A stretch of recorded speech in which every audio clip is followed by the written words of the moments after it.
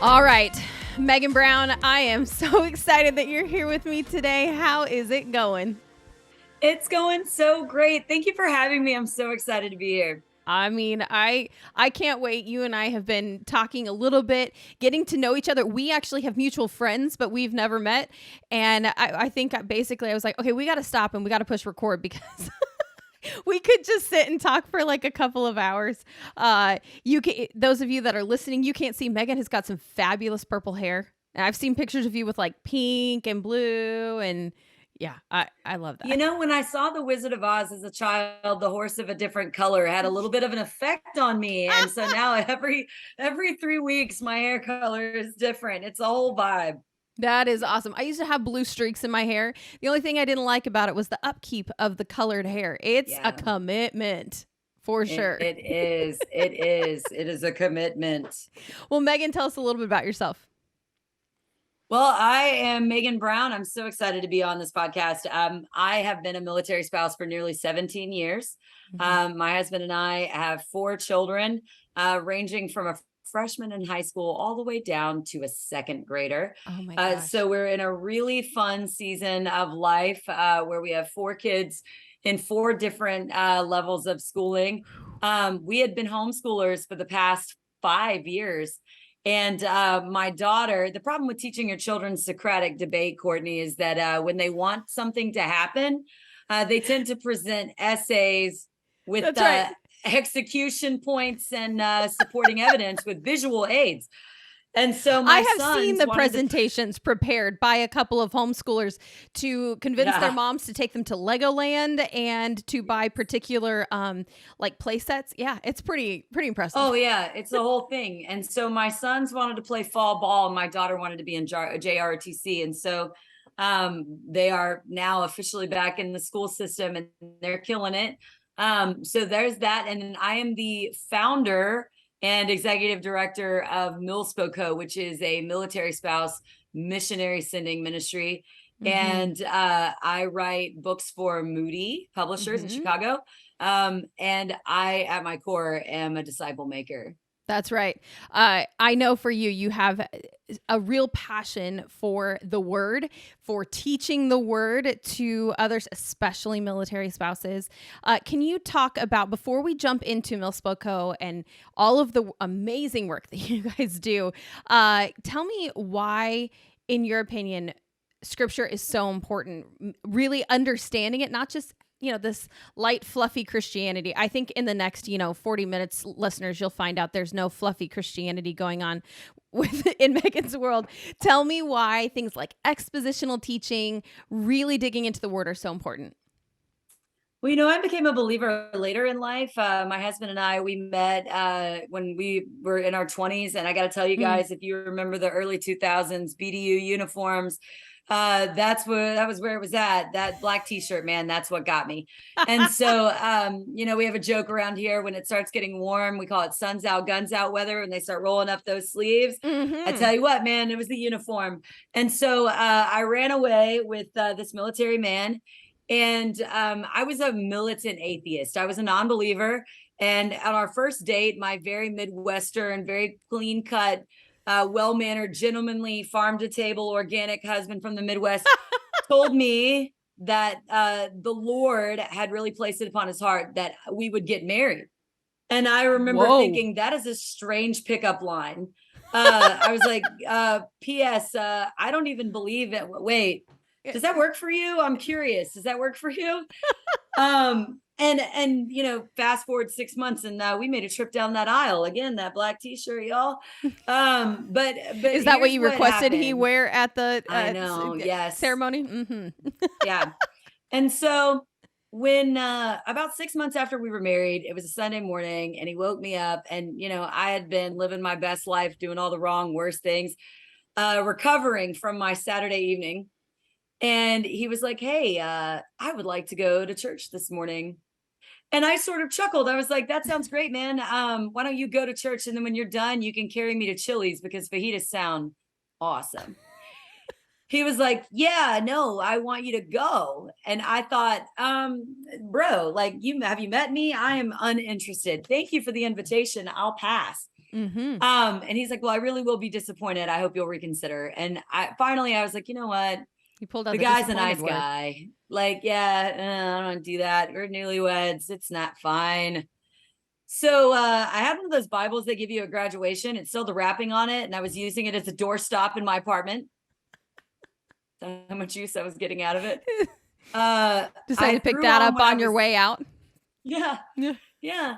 I threw on what I was wearing the night before, and I looked 9 ways of wrong. Now, guys, you need to remember that in the early 2000s, it was not cool to wear ripped jeans and your t-shirt to church. Now, I mean, you can do it now, but in the early 2000s, that wasn't really the style, if you will. Mm-hmm. And so I show up. I'm sure the deacons thought I needed some form of financial assistance.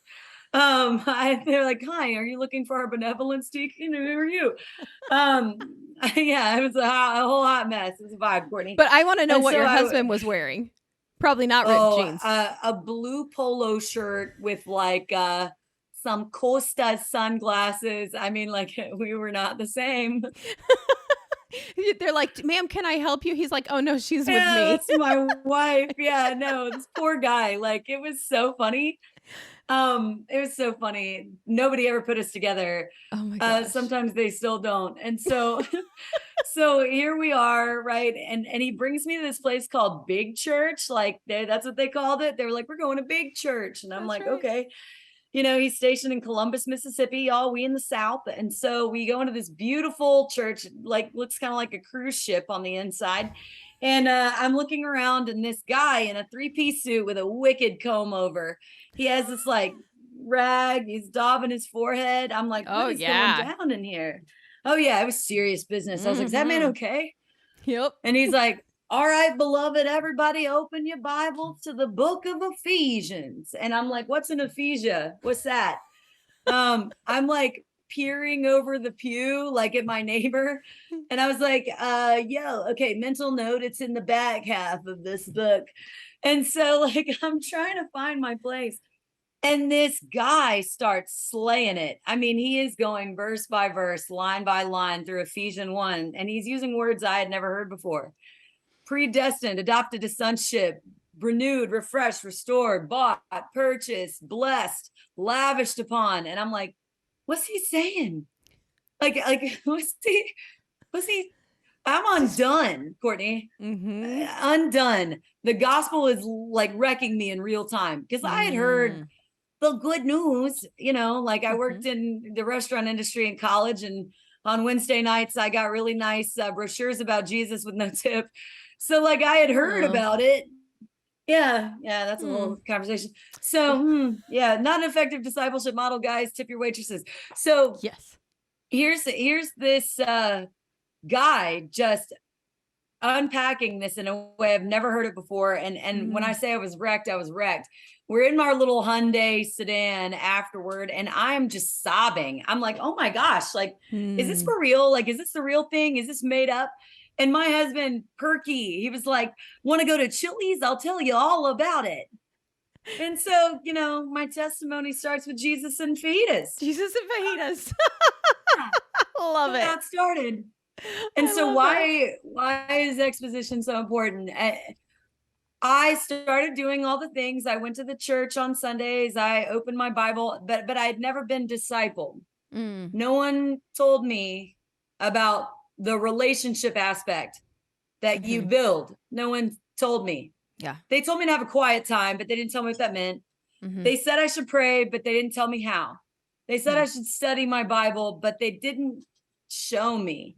And so fast forward 6 years, I've been a believer. I was baptized. Now we have a handful of children, right? Our kids are 5, 3, and 1. And my husband gets tasked with a deployment to Afghanistan.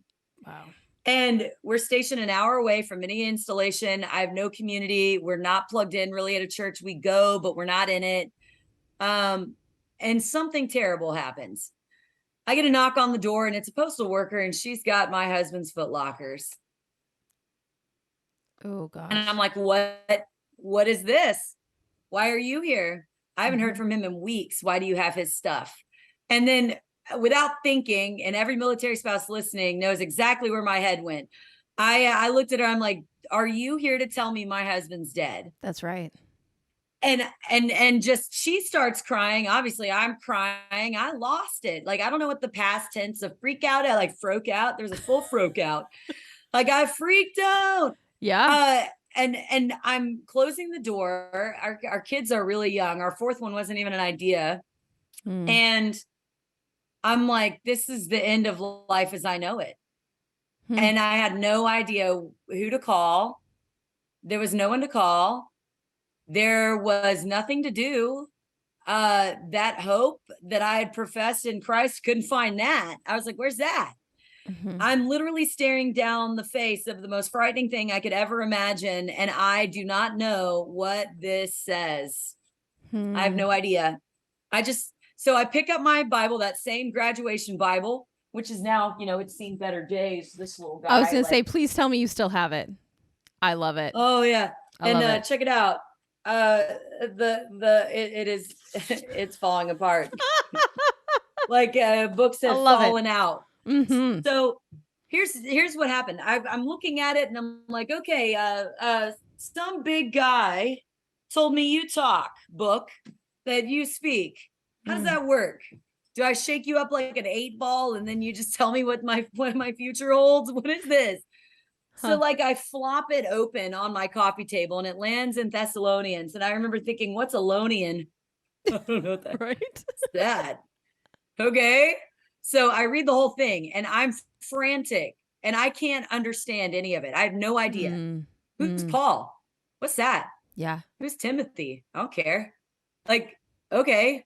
Yo, Paul says, yo, what's up? Tim says hi. Like, what does this mean? And how is this helping me in this moment? Yeah. And all I could hold was pray without ceasing. And then I got mad because I was like, I don't even know how to do that. So, and guys, you hear me, I talk real fast and it's slangish. So I was like, all right, bro Seppi, do I just talk to you? Yeah, don't call God bro Seppi. That's not the way. Like, I was going to say, I bet he can handle it, but I'm sure he can. I know him by a different name now. Right. But like back then I didn't know. And so I walked around my house for 3 days. I'm like, Lord, me again. Can this not be my life? Like, I don't want this. Hey, I'm getting kids out of the bath, wiping down counters. Lord, I thought you said that you had good plans for me. That's what someone told me. This is not good. This feels terrible. Like, and then many times all I could get out was please no. Like, just no. Wow. And days went by of this. And like finally the weird phone number shows up on your cell phone and you do the Olympic hurdle over the couch to get to the phone. Yeah. And it's my husband. He's safe. Oh my gosh. He's good. Oh my gosh. Right? He's good. He's good. Wow. He moved and his stuff wouldn't fit. He was mission essential. Foot Lockers were not. And he couldn't tell me. It's not like he could like text me, right? Yeah. Like he's in the box. And so wow. While I was overcome with excitement and relief and gratitude that he was safe, the feeling that was more prominent was conviction. Here I am professing Jesus. I have no idea what that means.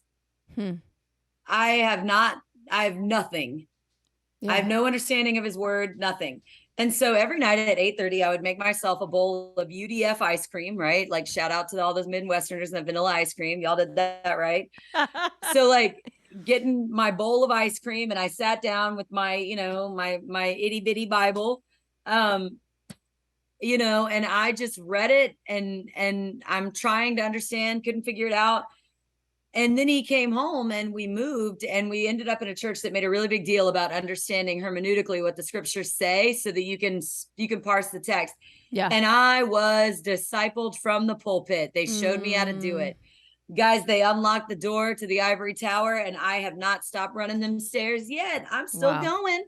Wow. And so if you would have asked me 10 years ago, if mission for me started in a place where I literally thought that God took my husband away, I wouldn't have said that was where.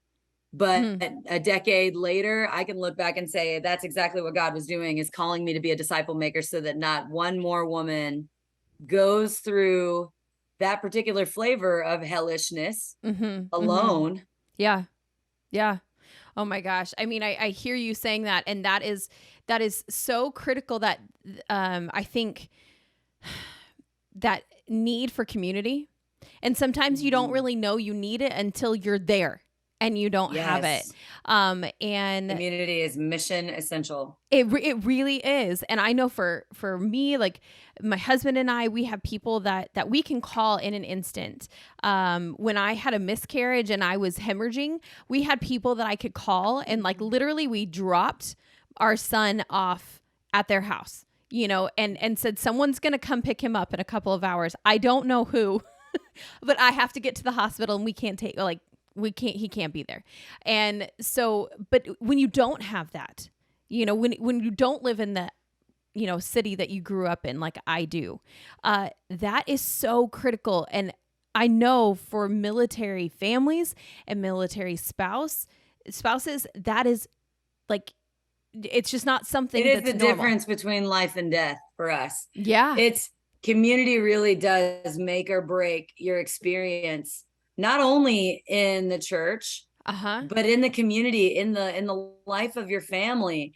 And you know, when I think about the potential that churches are missing, like the opportunities Mm. past, because they can't see us for who we are and what we actually do. There was a Mm-hmm. survey. One of my favorite organizations in the military community is called Blue Star Families, and Okay. they release an annual military quality of life survey every year. They survey our community and they share the data.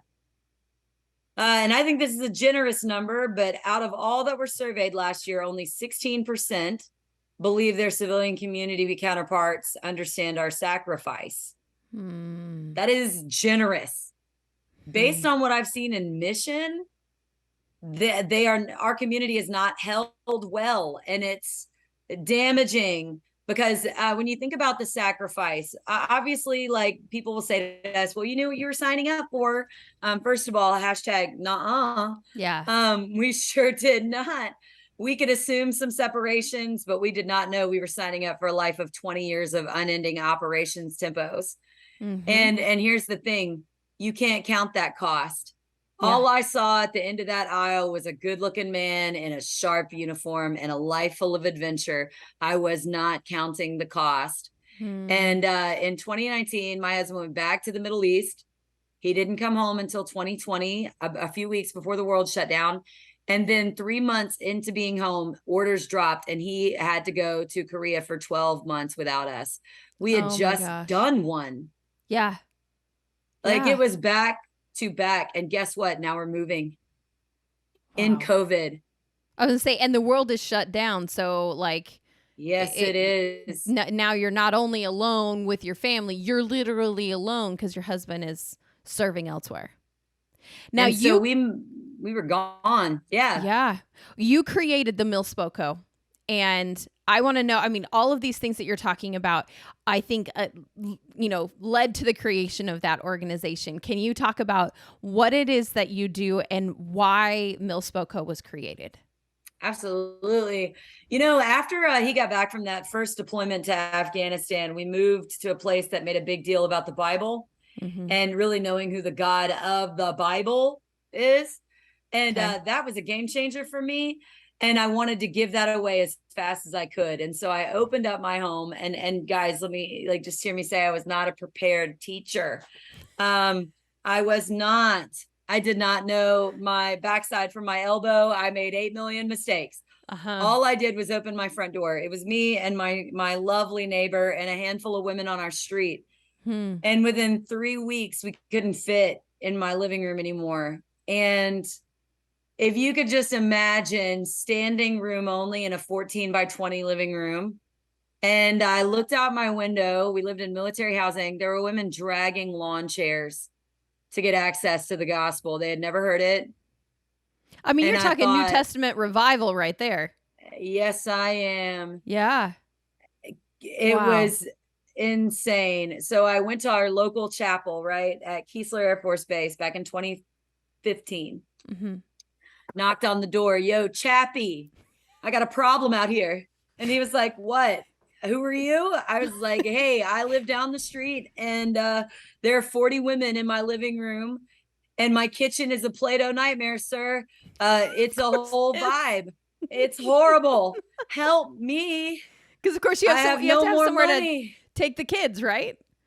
Yeah, Because if the dads are gone, the money. kids are with you. Wow. Yeah. Wow. So I'm like, you want to help? And he gave us use of the Triangle Chapel, and less than 2 years of doing small group Bible studies in that chapel, we had outgrown the government funding, the facility, and their staff. And here's where the Lord started to work, right? That's when I discovered Courtney. I was not made for programmatic women's ministry, because we went from one Bible study to 10. And I went from leading one Bible study to leading 10 leaders who were leading 10 women, and filing the 5 millionth complaint over the color of the tablecloths and which donuts got brought. And I was like, I hate this. And so everybody who's a women's ministry coordinator knows the joke. Oh, yes. They're nodding. They're nodding right now. They're nodding. They're like, oh, great. Awesome. Yeah. I would love to hear your suggestions. So then we found ourselves having to train women to go back into their homes. And this is when the Lord got to work in a way that I did not expect. Those 10 studies went back into homes, and those 10 studies became 20. Wow. Those 20 started moving. They started leaving the area. And guess what? They stayed open. So now we got a group in Japan. We got a group in Korea. We got a group in Hawaii. We got a group in Italy. We got a group in London. We got a group in all lower 48. And that is when I was like, oh, okay, Lord, maybe it's time to organize. And guys, this is confession time. I fought the Lord on a nonprofit for probably half a decade because I did not want to get eaten up by the machine. I was like, no, Lord, leave me in the living room. Wow. Yeah, the Lord threw me out of my living room. I'm not in the living room anymore. So MilSpo Co is the overarching organization that has one mission, the Great Commission. We accomplish the Great Commission by recruiting, releasing an army of women as paid and prepared vocational missionaries. We recruit from our own, so we have indigenous leaders. We pair them with the local church and partner with them with civilian communities for evangelism. Wow. We brace them for the job, and we release them into civilian communities worldwide. Wow. And with these women that you're training, I mean, we all know how often military families have to make a move. And so how are you every 2 to 4 years? Every 2 to 4 years. How are you helping these women be ready for this move and be ready to take what they're learning and then take it with them? Since that's what's happening, how do you now, okay, I wasn't ready for this, but this is what's happening. Okay, what do I do now? How does that work? So, one of the things that I did when I started this nonprofit was I wrote a list to the Lord of all the reasons I didn't want to do a nonprofit. Oh, God loves the list of what we don't want. He loves that. Oh, yeah. And it was a long list. I was bet. I hate this. I hate this. I hate that. And I built it differently under the guidance of the scriptures, right? Like everything that we do can be filtered through the New Testament church. And I hope they see us as kindred. So the first thing that we figured out is that we were not going to exist instead of the church. We are not an outsourcing ministry for women's ministry. We are an insourcing. Wow. And what that means is that we do not exist outside of it. We are inside of it. And how that functions is that the programming that we use, I even hate the word program. I was going to say, you had this disdain in your voice as you were saying that word. Yeah. Well, we call it internally a pipeline. Okay. We call our methodology the pipeline because it is a pipeline between the local church and the military community. It is a funnel. It is a ramp. It is an on-road. It is the funnel. Yeah. It's the pipeline. So it starts with connection level events. Okay. Those grow into Bible studies that are usually led in home or online in conjunction with and under the eldership of a local church. Wow. And then, yeah, boy, that's the important piece. We love the Yep. local church. We're for it, not instead of. And then Mm-hmm. finally, we have a spiritual formation aspect to what we do, where there's a full Okay. meeting every month teaching them how to walk their faith out with longevity. And so we do all three of those things. And all Wow. three of those things are attached to and function underneath a local sending church who is committing to serve, shepherd, and disciple the women I'm sending out on mission. They're going to do Wow. their job and I'm going to do mine. That's And so, right. how do I get them ready? I send them to seminary, girl. I send them to seminary. We have a scholarship and a Okay. partnership with Southeastern Baptist Theological Seminary. And part of their onboarding, which takes a year, like, Okay. I'm all about investment. I'd rather them be a mile deep and an inch wide than the other way around. Mm-hmm. And so we invest greatly in our workers because we're asking them to walk through the valley of death. Yeah. Military ministry is death. I was gonna It's say, husbands yeah, that don't probably come home. It's physically, death. mentally, spiritually, It's it feels death. like that. Yeah. Yeah. Mm. It's folded flags. It's Mm-hmm. trauma. It's combat wounds. It Mm. is blood and guts in here. And Mm. I don't want volunteers. I want skilled, solid, mission ready women. And Mm. so we send them to seminary for a Go certificate. They get 7 core courses. Okay. And here's the beautiful thing about that. We're able to do that because of the bravery of a Gold Star kid. And so for those of you who don't know what a Gold Star is, a Gold Star family member is someone who has lost a family member to war. Mm-hmm. And when we decided to launch this thing, we knew we'd need about $5,000. That was what it was going to take to file the paperwork, get the Yeah. donor portal set up, do all the things, right? And to cover our expenses, accountants, all the legal fees, all the things. I was like, Lord, I don't know where this is coming from. And I'm talking to my best friend and who is a Gold Star spouse, and talking to her, and her 13-year-old daughter overheard us. A week later, I get a check in the mail from a 13-year-old kid for $5,000. Oh my gosh. And it had a letter. And the letter said, Miss Meg, read this to the partners. Read this to the people. And it said, Brooke is a Gold Star child. Her father, a Marine, committed suicide when she was 5 years old. She said, I know firsthand what the cost of loneliness and no discipleship really is. I know the cost. Hmm. And so here's the thing, right? Like, she said, we know that there are programs, and there are. She said, but we know that the one true hope is in Jesus himself and nowhere else. She said, so you know what we're going to do? We're going to take this money. It's not going to be death money. This is her survivor's benefits. She cut a check from her survivor's benefits. And she said, this money I'm giving to Jesus and he's redeeming it. And this is not death money now, it's life money. And we are sending missionaries into our space.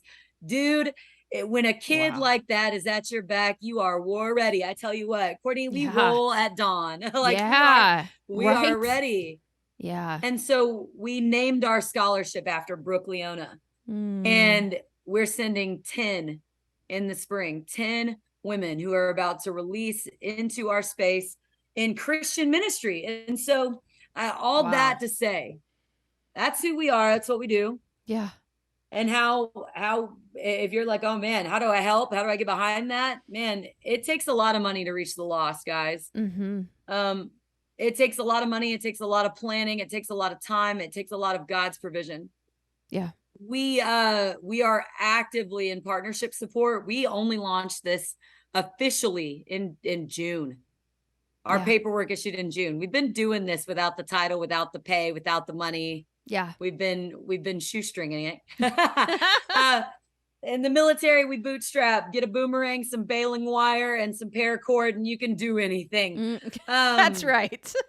but we're building it, and we're looking right now for partners who believe in the discipleship of our community to come alongside of us.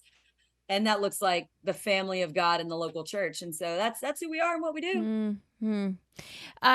Okay, so there's two things that I want you to talk about. First, we're gonna get to um the effectiveness that you see in helping these women to be missionaries to this population. But before we get there, I want to know the why. Talk about why military families, spouses need Jesus. And maybe not more than anybody else, but the things that you know about being a military spouse and a military family that are like, it's desperate. They need it now, not yesterday, not tomorrow. But I'm sorry, not tomorrow, but they need it yesterday. Really, like, here's what I like to say about that. There's a sense of urgency. Right. There's a guy that founded a ministry underneath the Crew umbrella. His name was Colonel Jack Fain. It's Crew Military. It's a great ministry. Okay. Crew Military was founded in the 70s because this colonel was like, we are sending people into harm's way, and don't you want them to go with the gospel? Like, That's we right. are actively sending these people. Do you want them to have the gospel? Right? Like, here's the thing that I think is unique about what we do. Just like economies rise when you teach and equip women, I think the same is true of revival. You give it to a woman and see what happens. See what she and can do with it. See, she will multiply it and give it back. And so here's what I see the Lord doing in our space. There's an urgency to the gospel, period. I don't know any Christian out there that would say they don't want to see the gospel travel to the nations. Right. We're already going to the nations. We are in and among the nations. Yeah. And the second reason I think that there's an urgency behind the gospel is because this people group has the ability and the potential to kickstart the largest revival this generation has ever seen. We are moving every 2 to 4 years. We are master community builders. We build community or we die out. Like, you meet a military spouse who's been in it for more than one term of enlistment. That girl is solid. She knows how to do it. That's if right. you can't hang, you get out at the first 4. If Okay. you've made it to 6, okay. But if you've made it to 10, listen, you know what's up. You know how to do it. If it ain't, and here's the thing. If you could imagine the immeasurable kingdom impact of women in our space who are carrying the gospel to the nations, it's almost, I can see the map lighting up. But here's at the nitty gritty, the very bottom dollar of it, if you want to know why I really do this. The difference between someone who is alive and someone who is dead, specifically a military member or military children, is a woman with a gospel. Wow. It is the difference between life and death. It is the difference between a live service member and a dead service member. It is the difference between a well child and a lost child. The difference in our space is a woman with the gospel.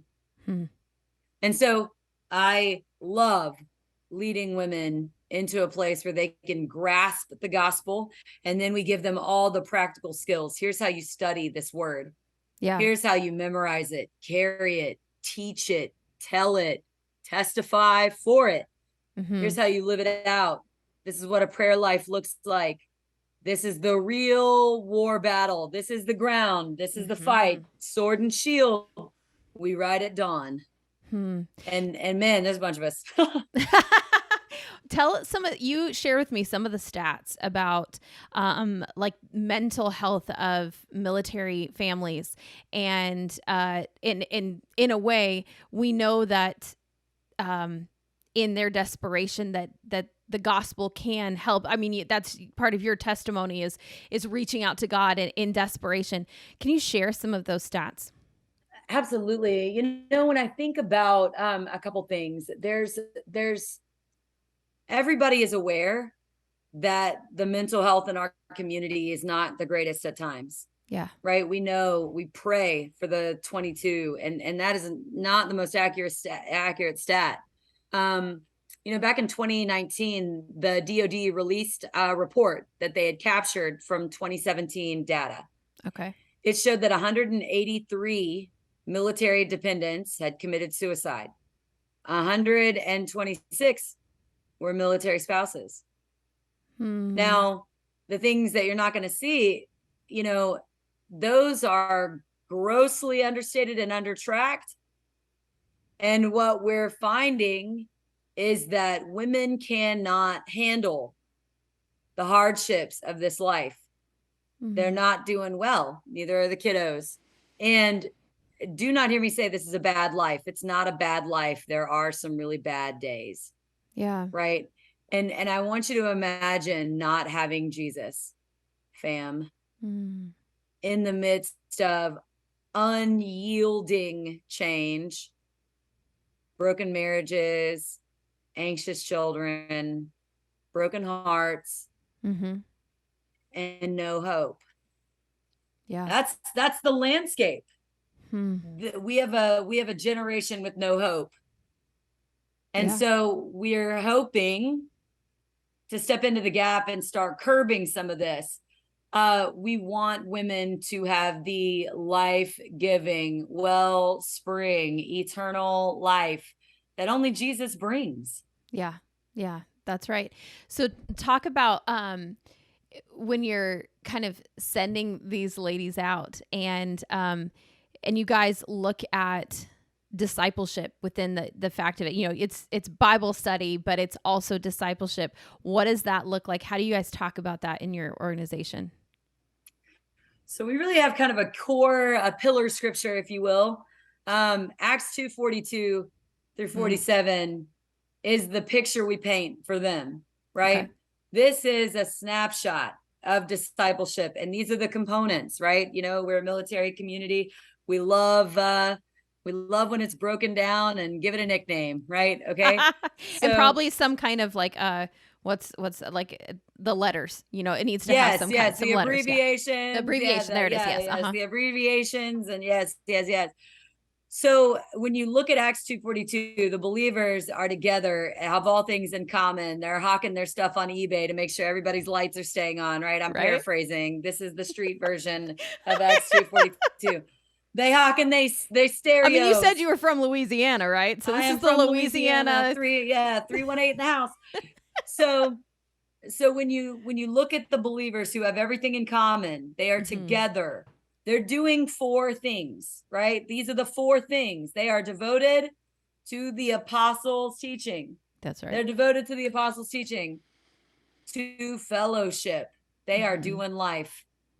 They're hanging out. There's no purpose in it but to fellowship among the believers. So they're studying the word together.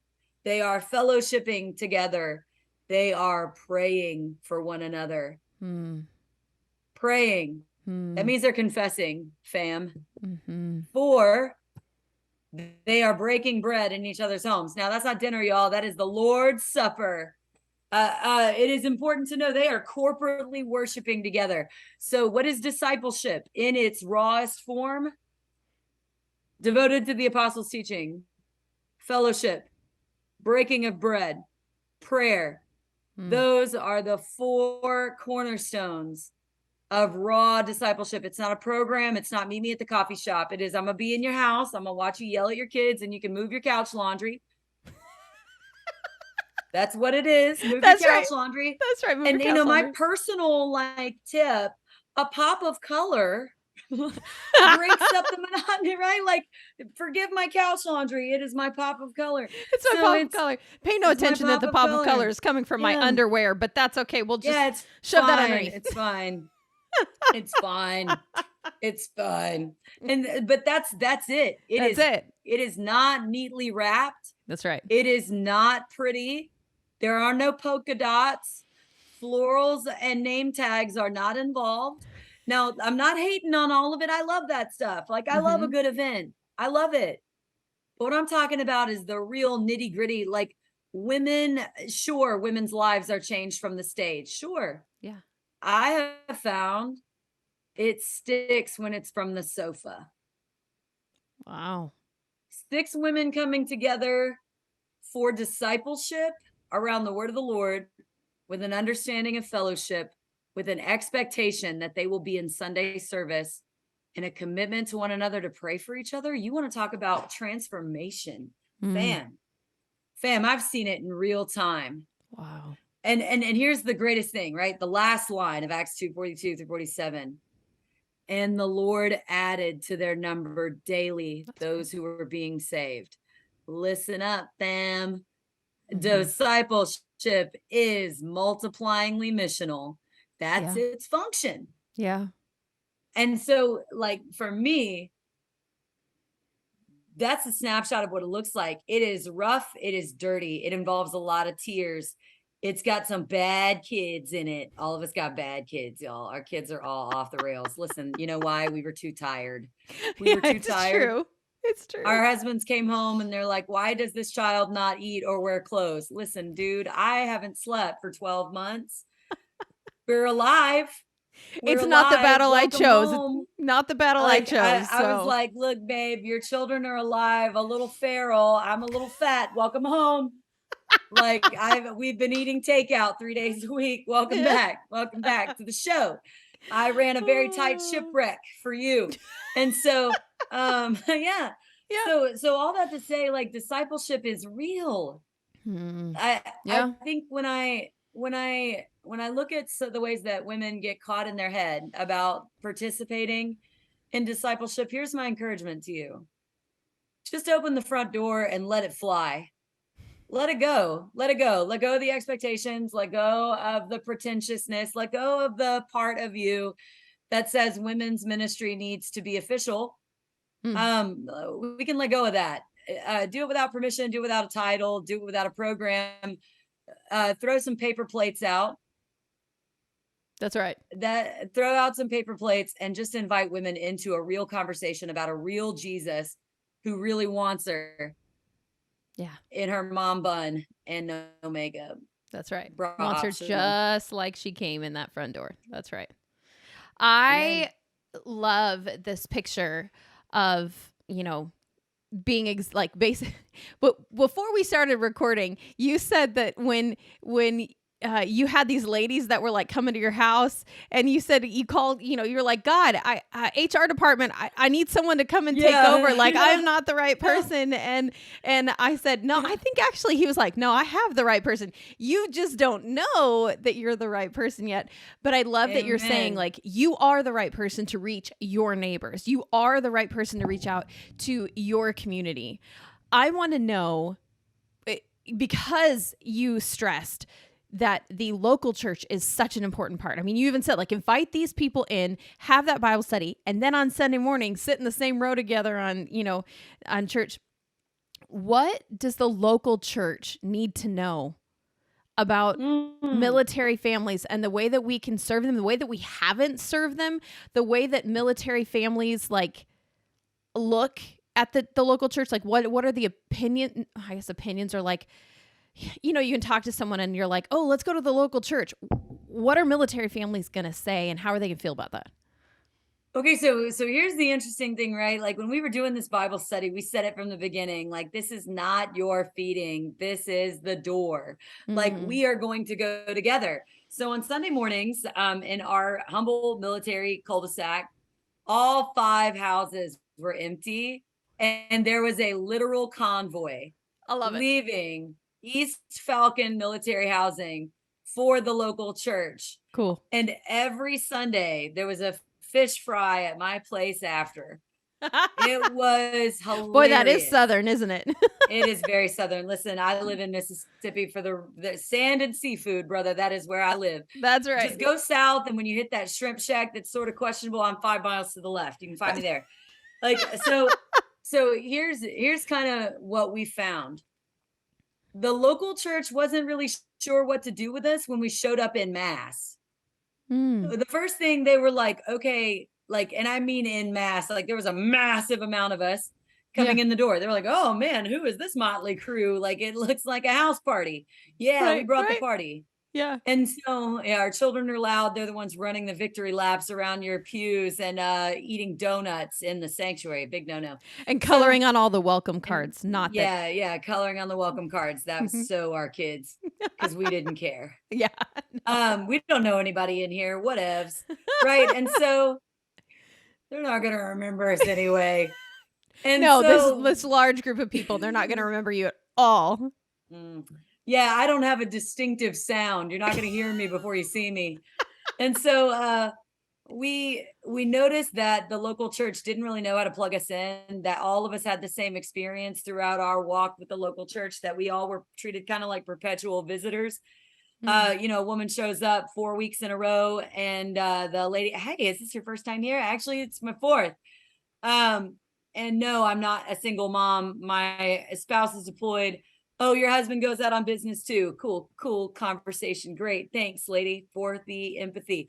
And it's or not at all. And so they get frustrated and they stop going. They Mm. outsource to podcasts or platforms for their soul spiritual feeding. And that is rough. You Yeah. don't, then they end up like me. There's a knock at the door in a black car, and there's Mm-hmm. no people. Yeah. So if I had to beg the local church, I would beg the local church for three things. One, see the sacrifice and decide to step in. Our Mm. church has a military benevolence policy. If a service member and their family are at our church and they catch a deployment, first thing that's happening is that we are assigning 2 to 3 congregation members to this person, this man or woman, right? Like, it's going to get a phone call, because when the AC, the fan belts in your car, and the refrigerator all decide they want to live with Jesus at the same time, Yeah. Yep. which usually happens, week 1. Right. Welcome to deployment. Here's all the issues Welcome, at once. welcome. Yes, my husband moved out and Murphy moved in. Murphy's Law. If it can't go wrong, it will. And so Right. it's crazy. And Hmm. so they have women checking on them. Guess what? Hmm. You're going to get met at the door with a hug every time. And if you don't show up, we're coming to get you. Hmm. 2, we're going to get your lawn service taken care of. You're not going to hire a sitter to mow your lawn. Stupid. Nah, we're not doing that. Like, we got you. We will meet practical needs. You Yeah. need your light bulbs changed? Okay, we got a husband and wife team coming over. We're going to do your dishes and fix your lights. Hmm. And then lastly, we are going to be accountable for you. Like, Hmm. we are going to take care of you, and we are going to tell your spouse, your family is held. They are Hmm. not crumbling in your absence. The family of God, Christ has your 6. We're Yeah. here. That is what congregations need to focus on, is contextualizing, because we talked about this before we started recording. There's a very big difference between being welcomed and wanted. I'm sure every church in America would say they welcome service members, and they probably do. Hmm. I can't say that all of them are wanting us there. I think that friend circles are closed.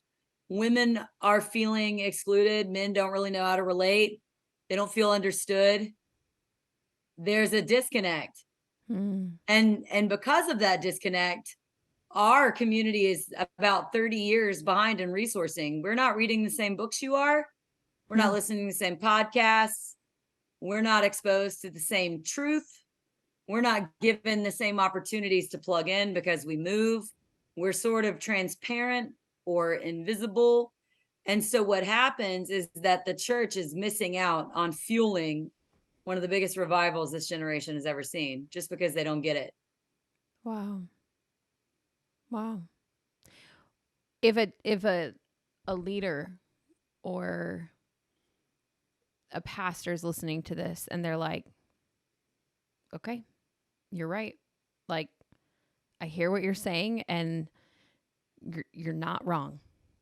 And if they're willing and bold enough to admit that, what's the first step? I think about, especially you guys that are so faithful to exposition, and you exposit the text and you exposit your congregation, right? You exposit your communities. As expositors, that's our job. We look at what's there. Mm-hmm. What was the intent? What's its function? How does it work? What does it mean? Right? Like, I as you can tell behind me, I do love some commentaries, right? I like to know all the things. Um, I'm going to show my if you husband your bookshelves, by the way, and Oh, be like, yeah. I'm not the only Oh, one. Mine are I'm all up not here. the You only can't one. see them. We took them off the floor, but It's a yeah. whole vibe. when people say that they were disappointed in Disney movies for like the Prince Charming and the romance, that's not what I'm disappointed about. I'm disappointed that birds don't clean my house and that I don't have that library. False I know, right? advertising. Where are the house cleaning birds? True. Tell them to page me. I aged myself there. I don't have pager anymore. Okay, so I know I'm an old military spouse, guys. But you had one I at look one 12. point, I'm old. Yes, I did. Beat me. So here's where I would speak to that pastor. If you were in a college town, you would have killer college ministries. You would have families opening their home for college students. You would have youth and career age programming. You would make sure that you did fun things that they would want to come to. If you were in the city, you probably have like a coat drive, food drives. You're probably partnering with a homeless shelter. You probably advocate for city programs. You probably have connections. You're probably altruistic in the way that you use your offerings. Listen, guys, if you are within a driving distance of a military installation, I would urge you to do the things you're already doing that you already know how to do. And I love you. Don't hate me for this. If you look at your annual budget and you have 150,000 for vacation Bible school, but you don't have military ministry, I don't know, man. Maybe look at some of that. Maybe look at where your focus is and what the fruit of that focus manifests into after you're done doing it. Where is your greatest availability to invest? So you're already doing it. If you have a military community, you need to know that we are alone a lot. And that means if you say, come to our women's ministry, no childcare provided, do you know what that means? We're not coming. If you say, hey, we're going to have this awesome event, it's $50 a couple. Yeah, 30% of military community members are experiencing food shortage. We're not coming. If you say, you know what, we would love for you to come to this, bring a covered dish. Listen, I'm not even feeding myself. You know what I had for breakfast? Stale goldfish in an open applesauce cup my 3-year-old didn't want. I'm not coming to that. Know who we are and what our challenges are, and make arrangements. Do you want women to come to your women's event? Offer childcare, and send her home with a pizza gift card, knowing she's not cooking after being there all day. What are you're doing code drives? You're doing designated offerings for all these big nonprofits that reach the nations. Man, hey, there's some other nonprofits out here that are trying to reach the nations, and we're doing it with a lot less. And so I think the message to pastors is, man, we've got women at the front line of this battle that are taking a beating for the gospel because they believe in their bones that the gospel travels relationally, and we're pouring everything we got out, and we're begging for God's church to join us at the front line. Get messy, dude. Sword and shield. We ride at dawn. Let's go. Come with me. I will show you all the things. Call me, find me at Meg Brown Writes, tweet me. I don't know. I'll tell you all the things. Yeah. Help. Yeah. Well, and I think that's a good reminder that where you are going to place your time, where you're going to place your money, where you're going to place importance within your ministry, that shows where your priorities are.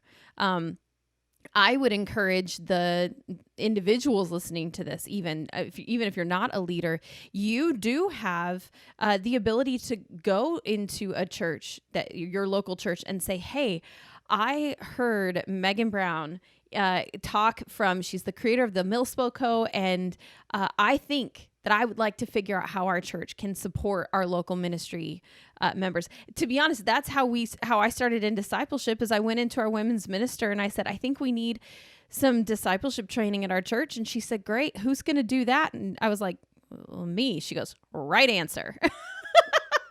And not she was like, else. Yes. Yeah. Like she said, many times I've had people say that. And I said, well, who's going to lead it? They're like, well, you're the women's minister, And so I think there's also a part of that. If God is speaking to your heart right now about this, it's not so that you can go into your church and try to convict somebody else that this is the direction they need to go. If God is convicting your heart, then you need to step into that, right?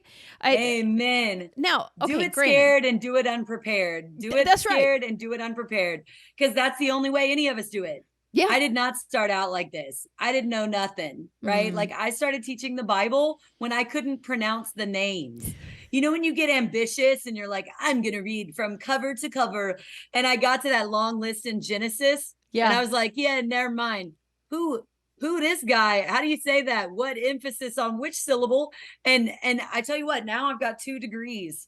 The Lord will equip you as you go. Yeah. It is a matter of obedience. Like it is a matter of obedience. Are you going to trust that he'll make up the difference, or are you going to rely on your own strength? And if you're going to rely on your own strength, you and I both know what's inside your head and the insecurities you carry. You'll never do it. Yeah.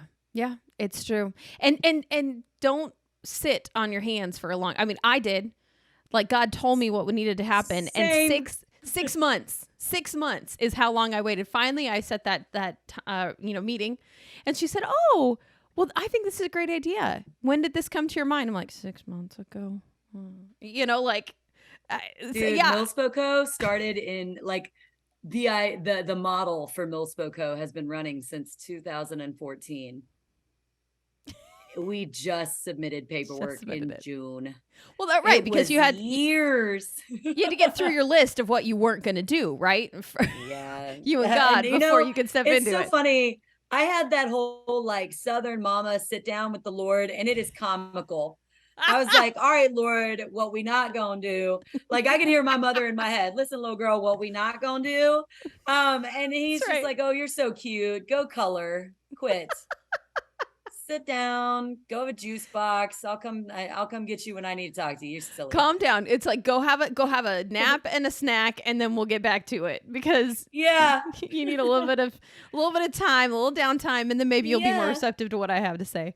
Oh my gosh. And honestly, like and I feel like I'm just gonna plug this one thing because I feel like it needs to be said. I think more women are falsely believing that the call to Christian ministry involves speaking on a stage or writing a book. Now, do I do those things? Yes. I wrote a book. I wrote an expository study through the book of Esther. I've got books coming out until the Lord calls me home. And here's the thing. That's not what I do. It's not my function. I do not introduce myself as Megan B. Brown, author of Summon, Answering a Call to the Impossible. Like, I love it. I'm proud of it. It was the Lord that did that. But that book was written out of the overflow of serving real women. And when I wrote that study, it was not for a generic audience that I didn't know. I wrote that study for the women I was discipling. And man, the thesis of that book is that God's faithfulness is not found in his provision or of a perfect or pleasing life, nor is it found in his prevention of painful things. Ultimately, God's faithfulness is found firmly in the fact that he keeps his promises, namely the promise of Jesus Christ. And the fact that our judgment day came and went 2,000 years ago is the greatest thing he'll ever give us. And that this temporal pain of deployments, moving, insert whatever here is not the final say. And we can't say that God is good when our stuff is good, and he's not good when our stuff is bad, because man, in the military community, our stuff is kind of bad sometimes. Yeah. And so to say that, refuting prosperity gospel, refuting that, you're punished when your stuff is offline. No, we're in a sin-soaked and enemy occupied territory. We're getting hit. We are under fire. That wasn't written to an imaginary audience. Right. So if you're sitting here and you're listening and you're like, I don't know what the Lord wants me to do or say, well, I mean, he's got 66 books he says things through, but there's one in Matthew that's pretty clear. Go, teach, baptize, make disciples. So my encouragement to every woman listening to this is this one thing. For the love of all, please put down the pursuit of purpose, because you are going to self-carry yourself into an early grave and never figure out what it was, because here's what it is. Your purpose is the same purpose I have, that Courtney has, that all the women that are listening has. It is to make disciples. And how we do that in our context. I do that as a military spouse. My friend does that as a counselor. Another friend of mine does that as a podcast host. She's doing Mm-hmm. it right now. Look at you, Courtney. Like Yeah, we all do it. We all do it in our space, in our spheres of influence. And that's we right. use the gifts that God has given us so that, man, when we are sitting together in rocking chairs by a glassy sea, drinking an Arnold Palmer, you gotta I love just that want the lemonade, tea. y'all. I just want the Oh, tea. I just want the lemonade. Okay, Honestly, well, there you I go. just want the lemonade. Yeah, we'll split seats. But Perfect. looking out in the kingdom of heaven and seeing that it has been expanded because Yeah. we had done the good fight, like Yeah. that. Just fight the good fight and put the rest down. The rest is a distraction. Mm. Oof. Well, Welcome to church. Thank you for coming to my TED Talk. I was going to say, if you haven't taken anything away, you should probably go back and just re-listen because you must have been sleeping. Megan, before we get to our last question, how can we find more information on you, your studies, which, we're not going to talk about, no, her studies and MilSpo Co and all of that type of stuff? So we are about to release an app. Hopefully by the time this podcast airs, the MilSpo Co app will be available for download. It is super cool. It's in beta. It's going to be on Apple and Google. It is going to have all of our information, our story, who we serve, why we serve them. I'm pulling it up. It looks so cool. It looks like that. My MilSpo Co is gosh. going to have an app sneak Congratulations. preview. Thank you. But the MilSpo Co app will be the easiest way to find us because it's got all of our content, all of our websites, all of our Bible studies. We host 5 Bible studies every year that we do nationwide and really like worldwide. We got girls joining us from Europe. So we got to teach at weird times. It's fun. So yeah, Thursdays I teach all day. Right. Literally before I got on this call, I finished teaching one and I got off literally 5 minutes before you and I were going to be on. Oh my gosh. And so and I'm about to do it again. There you go. Yeah, Thursdays. So download the app. Find us on social at MilSpo Co. We're in Insta and Facebook. Really what we're asking, 3 big things. If you're hearing this and you're like, man, I want to get behind this, pray. Ask the Lord of the harvest to send more workers.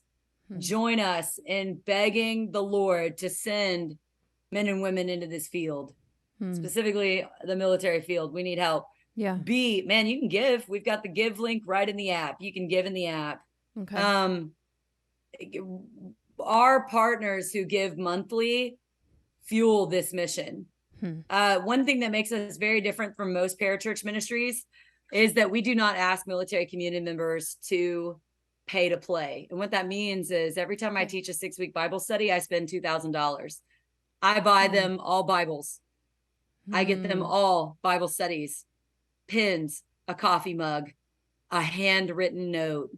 And I'll tell you why, right? One lady walked up into Bible study with me one day and she had an old busted Bible. And it was an old King James version. The cover was falling off and it was like ruined. And I was like, ooh, is that your great granddaddy? Where'd you get that? Like, who is that, a family heirloom? Right. And she looked at me and she was like, did I bring the wrong thing? I said, what do you mean? And she said, I've never had one of these. Someone invited me to a Bible study and this was at Goodwill. Is it the right one? Wow. And I was like, giveth me that. Give me that. That is for me now. Thank you. On the shelf over here, I have brand new study Bibles. Wow. We don't do the $1 mission copies because we invest. Yeah. I don't ask them to spend money. They don't pay to do the studies. We do. So part of our partnerships, bankroll study Bibles, Bible studies, resource books. One of the funniest things, I was speaking, it was really early in my career. I was still doing ministry at Robins Air Force Base. And I got invited to teach at a women's retreat. And they asked me what my speaker fee was. And guys, we're so poor. Like my husband, bless his soul, was cutting our family income into thirds. 2/3 went to the family. 1/3 went to the mission field. Wow. We've been self-funded for almost a decade. Wow. So when this church was like, how much is your speaking fee? I asked them, I said, pay me in commentaries. I want 29 commentaries. I have 29 women in this Bible study. I want 29 commentaries. I left speaking with these cases, like, you know that scene in Cinderella where that mouse is like stacked and is like carry. That was me and commentaries. I'm literally throwing commentaries into my trunk, like waddling out. Oh And they my were like, "Why gosh. did you ask for that?" I was like, "Because I needed them. My girls need them. My women need them. I Yeah. needed them." And Oh guess my what? 6 gosh. of those women are teaching studies now. Like, Mm, invest in the replication of disciple making globally. Like, do it, yeah. come with us. And then third, share, help us figure out how to reach place. Like, no one knows who we are, no one knows what we do, because if you tell someone you recruit military spouses and send them as foreign missionaries, they're like, "You do what? What? That's Who are possible. That's you? a What do you thing. do?" It's a thing. It is now. We're the first, and I That's hope right. the first of many. And Hmm. so we're setting up all of our funnels to go through the app. So download the app, MilSpo Co, Google Play, Apple Play Store. Awesome. Find us, pray for us, help us, do the things. Oh my gosh. Do it. Do it. Like I'm like, Do it. okay. Wow. Okay. I'm going to be downloading the app for sure and looking on there. And I mean, I love the idea that you're not just, I think this goes right back to that scripture where, eh, Jesus is saying, like, if you see someone in need and you say, be blessed, and then walk on, you haven't helped them. You haven't helped their hunger. You haven't helped them at all. And you are literally not just saying, oh man, thank you for your service. Oh, thank you for the sacrifice that you and your family do. You're saying, let me walk alongside you in your sacrifice, in your service, and let me tell you about my Jesus, my broski. Is that what you call him? Let me tell you about, Rosepi. yeah, my brosepi Yeah. Jesus. And and let me also, if this is something that you want to join me in, I'm going to give you all the tools that you need in order to step forward once they have that excitement. And so thank you for the work that you do, because you are that excitement. It's something that you can see God has put inside of you, and you are just running for unapologetically, like, headed towards it. And so how exciting that we get to come along behind you and support you, get the news out about MilSpo Co, help other people see it, get it to more military bases, as many as we can, to as many local churches as we can. And so thank you for that. We have one final question that we ask, and that is, because no one is meant to live life alone, which you've talked about throughout this entire interview, who is it that has helped you along in your journey? As cheesy as it sounds, man, my husband discipled me for the first 2 years. And I mean, he did the best he could. Guy was living on mission. We were an active duty service family, like service member. He was an active duty service member, training, rolling. It was nuts those first 2 years. And we were very young. Mm. When I became a mission leader, and I honestly, guys, like, I had no idea what I was doing. I got invited by Erica Wiggenhorn to attend the Called Conference at the Moody Bible Institute in Chicago. And listeners have heard Erica. She's been on the show twice. Wiggy, Yeah, shout yeah. out, Wiggy Wig, I love you. So I went, and I was in a room with over 400 women's ministry leaders, and I had never seen anything like it. And I thought, is this real? Is this real? I told my husband, I came home and I was, wiling out. He came home one day from work, and guys, I am ADHD off the charts. So Bible study for me is a full contact sport. There are 17 commentaries, 14 different kinds of markers, 6 notebooks, an interlinear Bible. My Logos is open. Like, it is a full contact. Like, I'm playing hockey, right? And I had rewritten the book of Ephesians in the original Greek, and there were like papers and word studies everywhere. And my husband is like, "Woman, what is your life?" And I was like, "I want to know. They were telling me all these things at Moody. It's great." And I mean, again, we are a 1-income family with 4 kids, and he was a tech sergeant at the time. This was back in 2017. Okay. 5 years ago.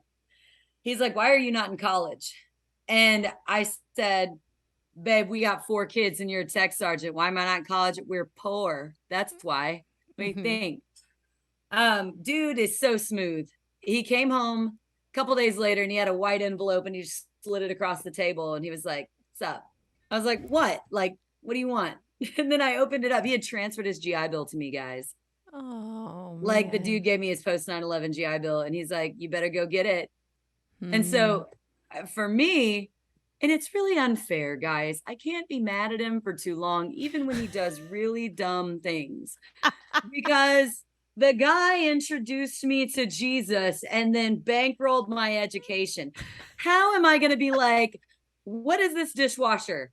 Like, you know what I mean? Like come on. Could you be a little less charming, please? That would be great. I know, like, geez, in your black t-shirt. And so it's like, what are you, a unicorn? And so when we joke about it, it's just this. When I got to Moody, that is when I started realizing how important discipleship was from a women's perspective. And the professors there were God's greatest gift to me in that season. One of them still checks in on me, showing me what it looks like to serve the Lord with longevity. Because I mean, man, in 2016, 2017, I'd only been a believer for a decade. And they had been doing it longer than I was alive. So like, there's value in wisdom. Yeah. So shout out to Gloria Grell, Dr. Pam McCrae. You guys are the bomb. I love it. And I love that it's, not just one person, but it's a group of people, because I think that's important to know in discipleship, that it's usually not just one person, it's several people, and they all shape a little bit of who God allows them to shape, a little bit of who we are now. And it all results in, our ability to serve God. So I love that there's multiple people. Well, thank you for making me tear up at least 3 times. Thank you for all you do, your excitement in talking about these women that you love so much, and this ministry that means everything to you. And thank you for all that you do for our military families. I really appreciate it. It's amazing. Thank you.